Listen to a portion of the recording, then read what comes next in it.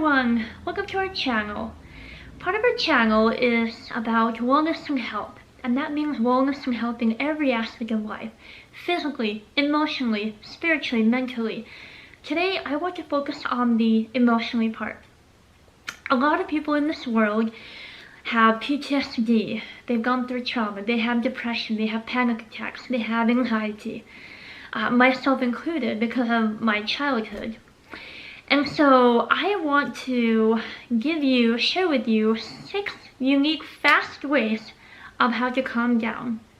Now the reason being is because if something, if you have a panic attack or something like that, we're not always going to be in a convenient place, like in a therapy session, or we're not going to be at home where we have access to medication, or where we have access to essential oils. I love these.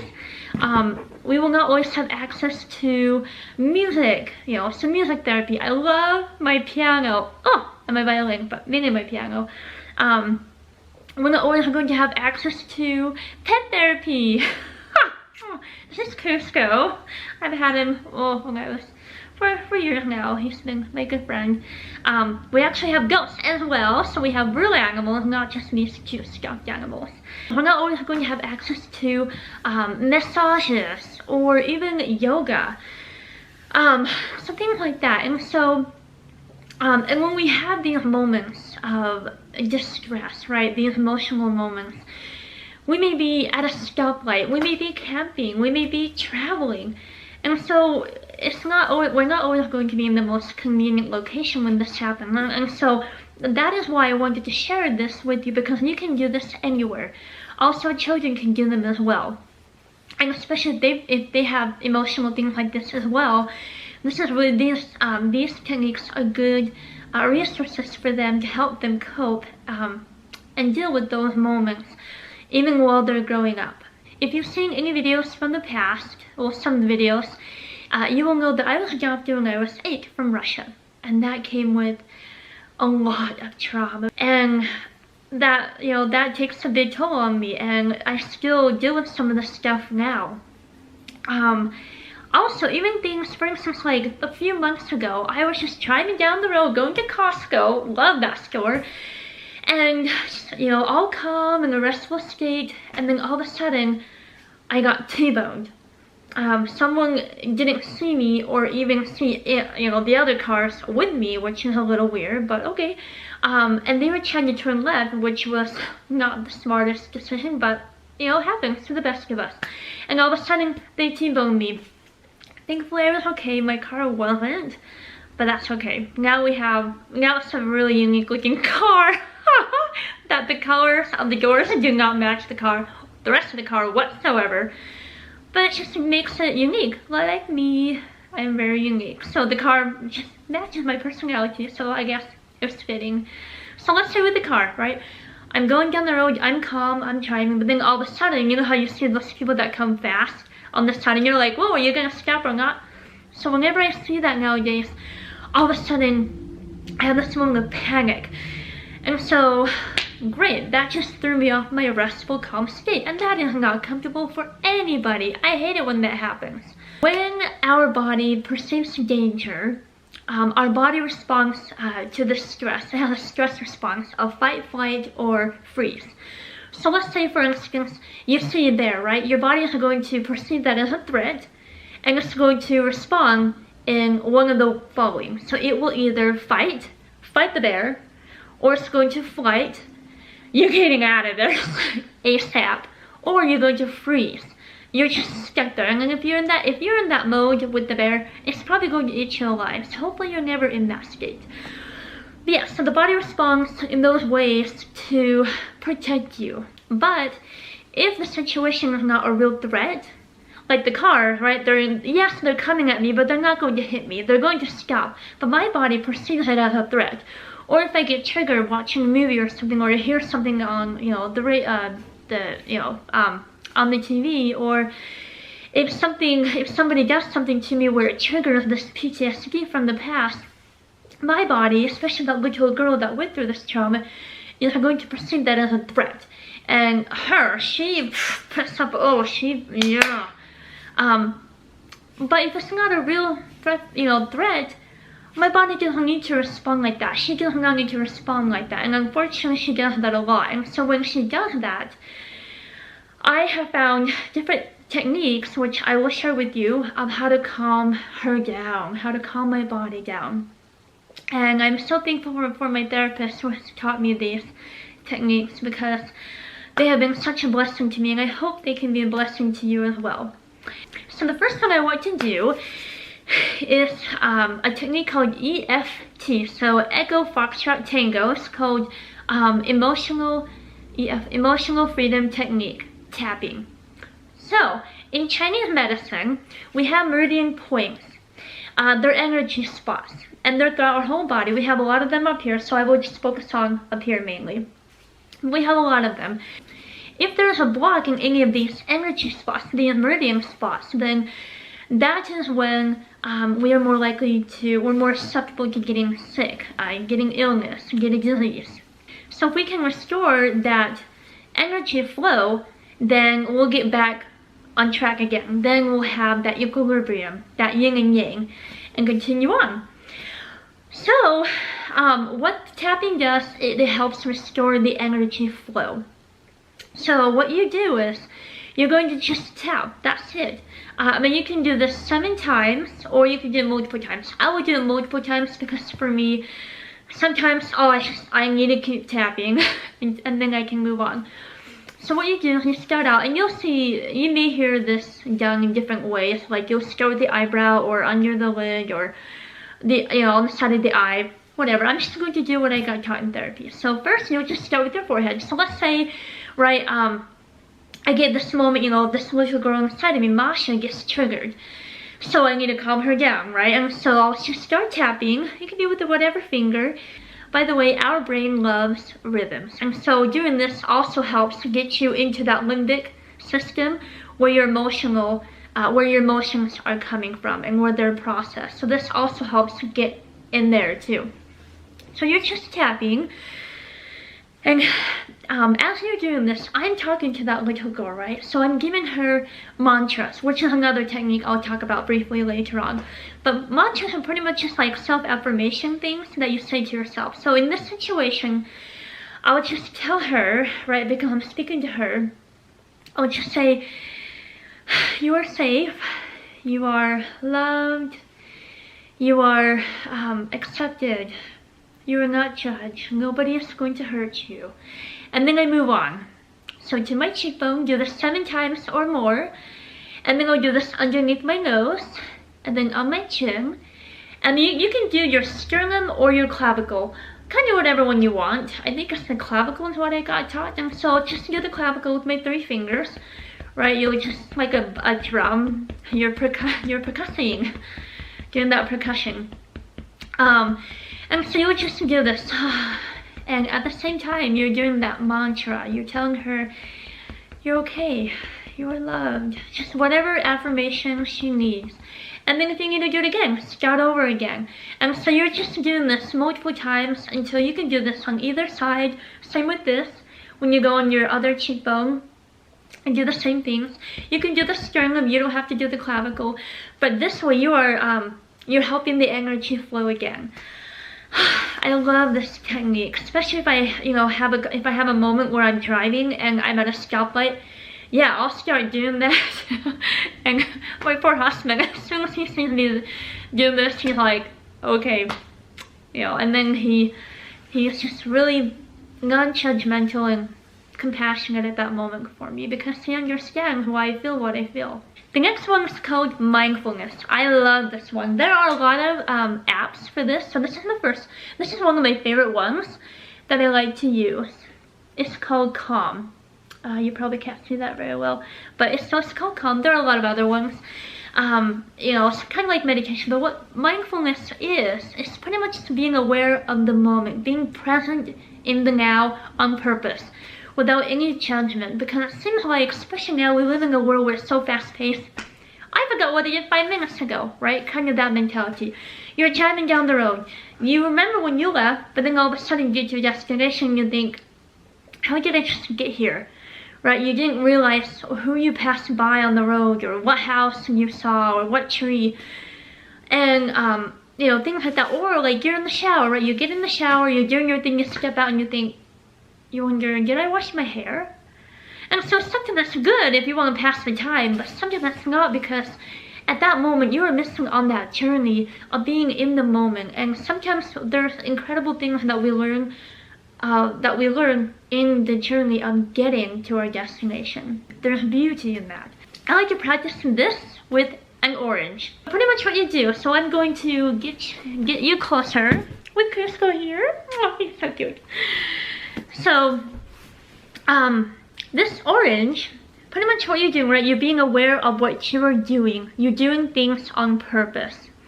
So what I like to do is, with this exercise, I like to hold this in my hand and just appreciate this orange. Appreciate the color. So you are going to use all of your 5 senses.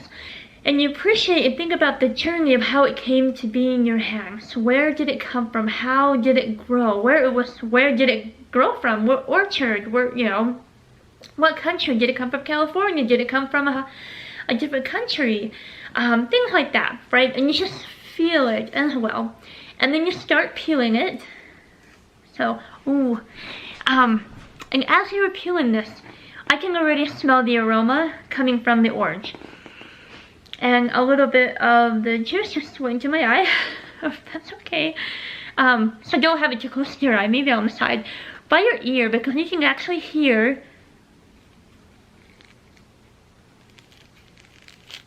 Oh, can you hear that? Probably not very well, huh?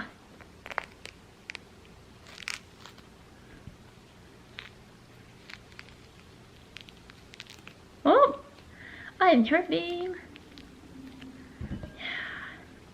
So, I'll just gotta wipe that off. I'll just speed it up. So, you're peeling the orange, and as you're peeling it, you are just appreciating everything about the orange. You're smelling it, you're touching it, you're looking at it, you're hearing it.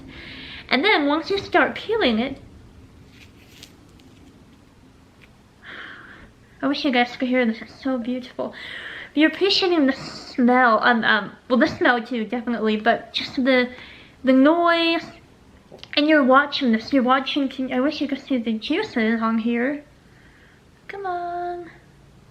Maybe if I have my fingers out, it'll. Okay. You can't really see the juice on here. Maybe. Oh, maybe. Trip. So you're watching the juice come down, and it's coming down your hand, and things like that.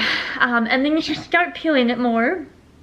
More and more, and then you start, so you're smelling this, you're feeling the juices come down on your skin, and then you're going to taste it.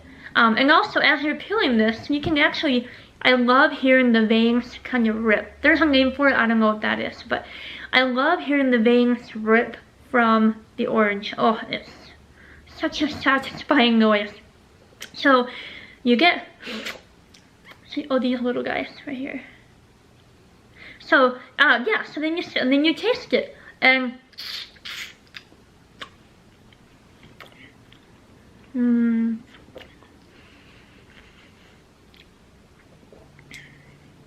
you appreciate that sweet taste, that sour taste as well, that makes your whole body respond, like get goosebumps.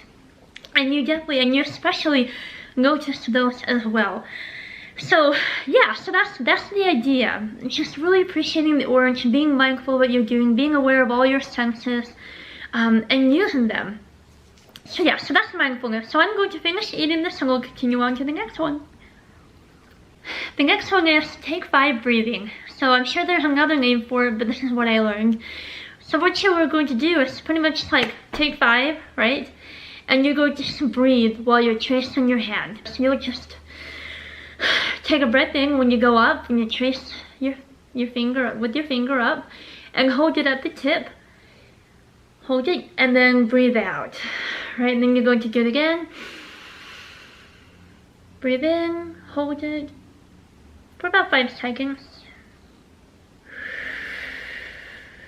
Out. Breathe in, hold it, and out, breathing, right? So you're just going to do this whole hand. And so that really just helps relax you, helps you to breathe better and being aware of your breath. So now when you breathe, make sure you don't just breathe from your chest, because you want the full lung capacity. You want your lungs to expand and get all that O2 as it can and breathe out that CO2. So you want to breathe from your diaphragm. The next one is the mantra, which I talked about briefly earlier.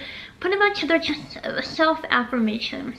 So it's really good to do this really with any exercise. Even if you're doing, your tracing the hand, you could do that same thing. You can, as you're up at the top, at the peak, you could do a mantra. Just say whether it's a word or a sentence, something like, so let's say, I get triggered by the car coming. So I'll just say something like either one word, safe. Or I will do a sentence. I am safe. I'm going down, going back up. I am okay. No one is hurting me. I am fine. And then I'll go back down and then up again. So mantras are really good. They're good to do anytime, even in the morning when you see yourself in the mirror. It's good to have self-affirmations. Just give yourself good reminders of who you are, the good things about who you are. This next one is actually one of my favorite techniques, the heart hug.